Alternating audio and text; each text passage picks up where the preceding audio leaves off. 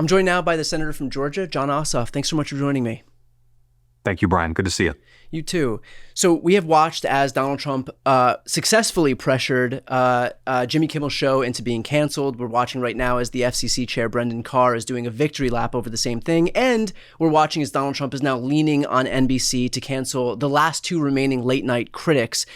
How are you looking at this in terms of what the Senate can do within its own capacity to push back on this overreach from the federal government? I mean, this is what a First Amendment violation looks like when you have the federal government itself leaning on these private institutions to punish them over speech that's critical of the administration.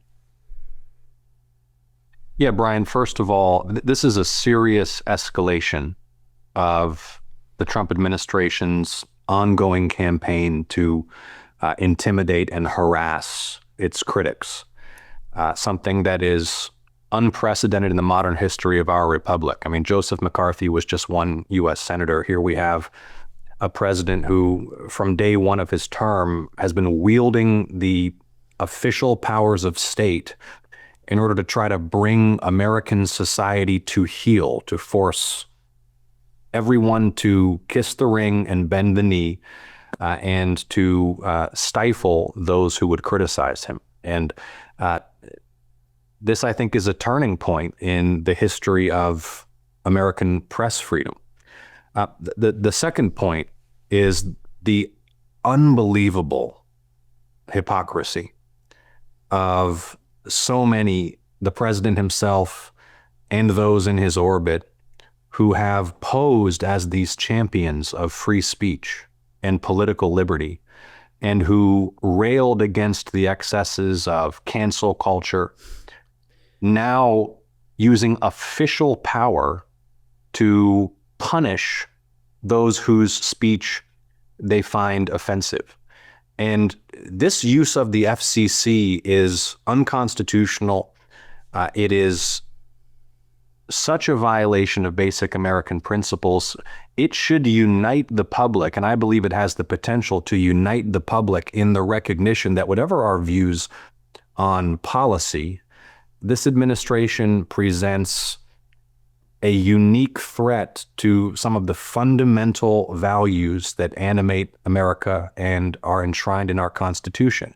I mean, if we step back here, there's a lot that should unite us about this moment. We should be united in recognizing that violence targeting political activists, no matter how strongly we may disagree with their views, is completely unacceptable, and it's incompatible with a free society and a flourishing democracy. And we should be united in recognizing that for politicians, for the state, for the government to use official power to intimidate critics, to silence those who speak in ways the government doesn't like, is also fundamentally inconsistent with a free society and a flourishing democracy. I think that the White House is drunk with power, feels completely invincible, and this is overreach of such an extraordinary magnitude that we all have to recognize the threat it poses to press freedom. And by the way, shame on ABC and Disney for bending the knee and capitulating to this censorship. You'd mentioned that this is something that should unite all of us. And in fact, we've seen plenty of instances, countless instances, where Republicans have staked so much of their credibility on this idea that they are these champions of free speech that they've claimed to be. The reality is that with only the left calling out this move, that's not going to be enough to move this president and this administration to change their ways. It's gonna require some voices on the right, because the Trump administration can ignore the left all it wants. It's when the pressure really bears down when he's got folks on his own side that lean on him. Is there any indication from anything that you're seeing, whether from your colleagues, whether from folks on the outside, that this is a bridge too far for them? I don't have a sense of that yet from Republican senators, but I am seeing some of that dissent internal to the president's coalition online. Yeah. And I think we have to reach out and make common cause with those who may disagree with us on just about everything, but agree that we have to defend the First Amendment. I mean, one of the reasons I think this is a major mistake for the administration and a political error, in addition to an unconscionable abuse of power, is that you are seeing that fragmentation among the president's supporters. This is not what many of them signed up for punishing late night hosts because their content is offensive. I mean, that's exactly what so many of the president's supporters were upset about. Was they staked their support of him on this idea that he wouldn't do that because he was claiming that this is what happens at the hands of the radical leftists. And so that's why, in large part, they supported Donald Trump. Yeah, and we need to take the position that policing speech that we find offensive is fundamentally antithetical to the First Amendment, the American Constitution, and the American way.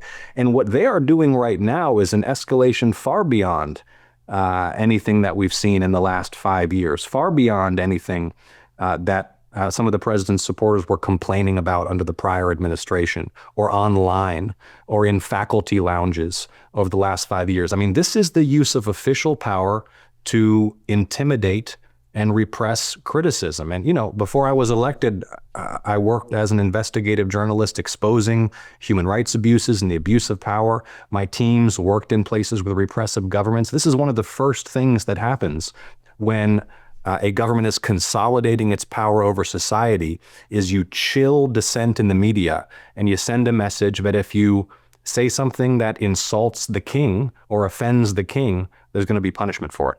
I want to talk about practical solutions here, both on your end and on our end. So I'm curious, first and foremost, if there's any action that the Senate can take, that the Senate can take over the FCC, for example, if there's any jurisdiction that the Senate has over the FCC, and if not, what else could be done on your end? But then also what you would recommend for people who are watching right now, who largely feel helpless and despairing at what we're seeing, that are looking for some guidance and some leadership in this moment.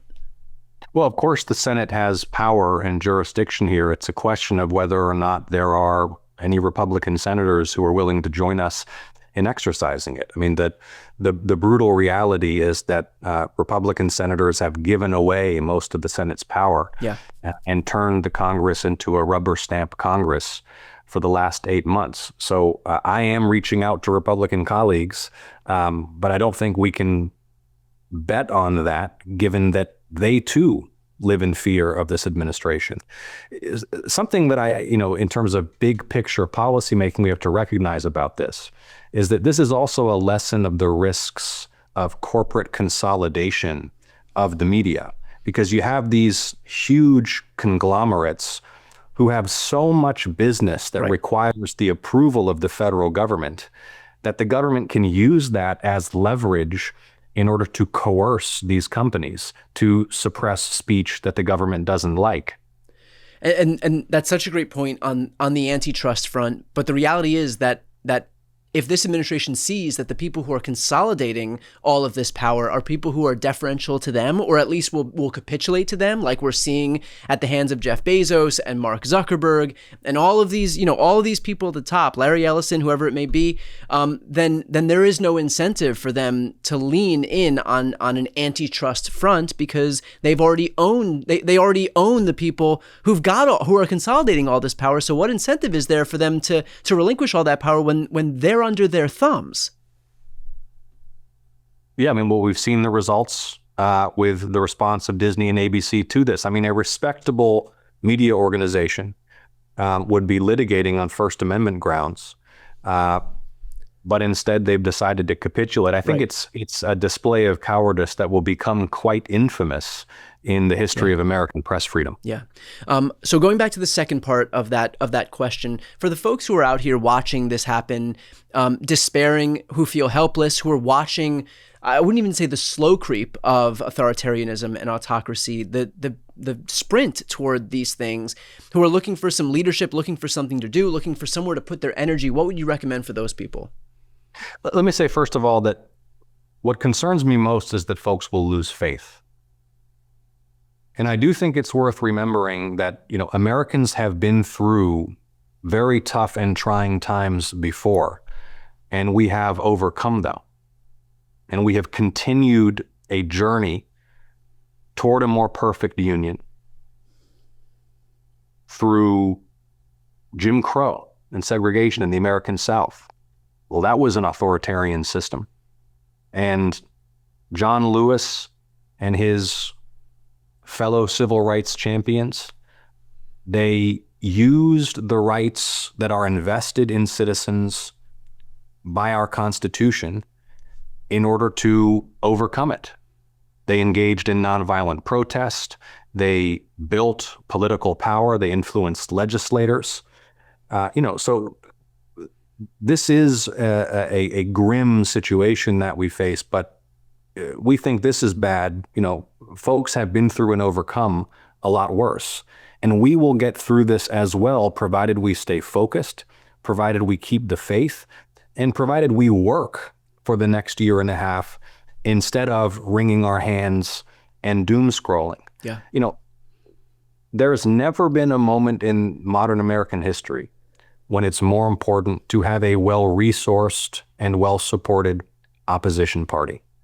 And whether it's my campaign in Georgia or other Democratic campaigns across the country, we need to be involved. We need to be powering toward a landslide victory in the midterms that will send an unmistakable message to any future presidents who would so abuse their power that the American people will not stand for. Yeah, perfectly put.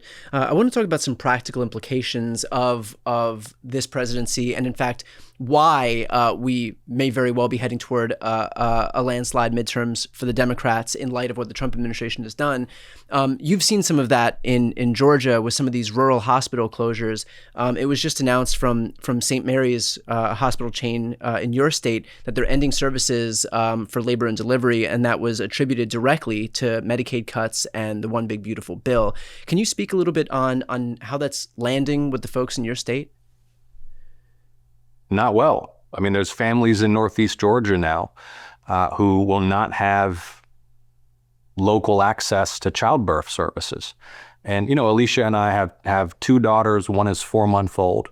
And so I have recent experience of being there to help bring new life into the world. And speaking as a husband, I know that, if mom is going into labor, the last thing that you want to be worrying about is, gee, if there's traffic, is this going to take us 45 minutes or is this going to take us an hour and a half until we can get to a place where a pregnant woman can deliver safely and that newborn baby can be cared for? I mean, we are the wealthiest country in the world. We should be building new hospitals. We should be building new clinics. Yeah.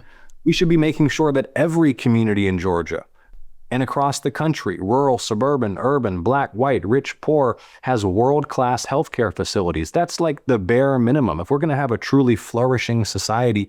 And can't we unite to do that? Who is against that is the question I would ask.